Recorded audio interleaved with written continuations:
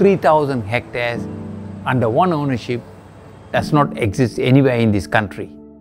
Greater Springfield is building a brand new city on the edge of Brisbane from scratch. This project represents home for 50,000 people and it has set a benchmark which everyone now aspires to try and achieve.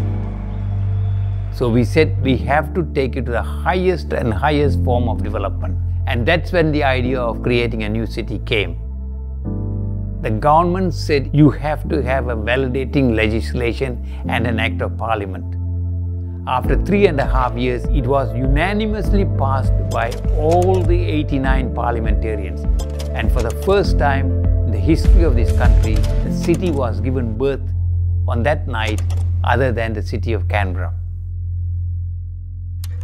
On behalf of Springfield Land Corporation, I'd like to welcome you here today to help us celebrate Springfield's beginning. A new city centre is under construction in Queensland's southeast corner. It'll be bigger than the Brisbane and Ipswich CBDs combined. Now, this is a story about grand dreams, vision, ambition, drive and success. It's about convincing long lines of doubters and naysayers that the vision was right. We've been developing the project now for 30 years. Every part of Greater Springfield is unique because this project started off with a residential base located close to Brisbane and very quickly morphed into something far more significant. The driving force behind Springfield City is one thing, that is to create a very, very unique community. A new residential development in Brisbane is leading the world with plans to become a high-tech mini-city.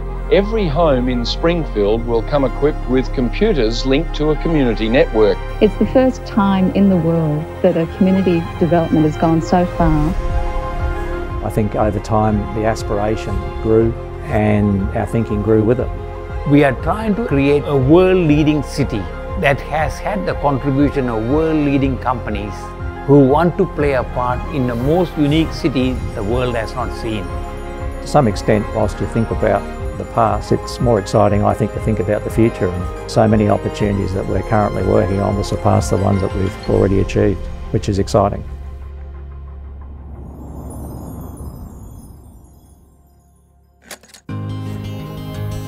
Over the next 15 years, innovation and IT will be the key drivers to power this economy. Tech industry is changing at a very fast pace.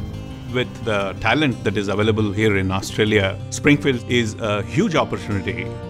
Idea City is a perfect ecosystem where startups, scale-ups or large corporations can deliver the vision for tech transformation that is happening here.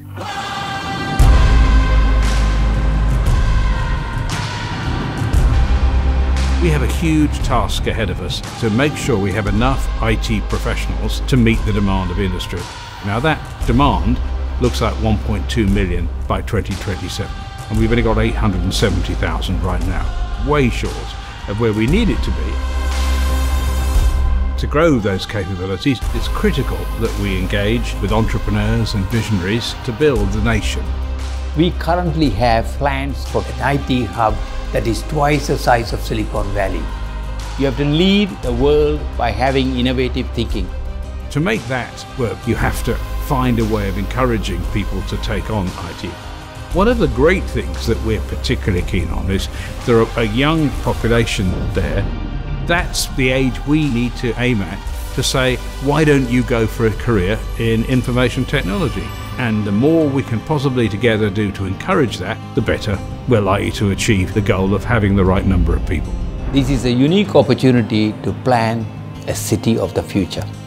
This is a nation-building project, not simply because of its scale and the businesses that are there and the low unemployment rate, but because it sets an example of what we must do in the future. The master planning vision in Springfield is an example for all of us.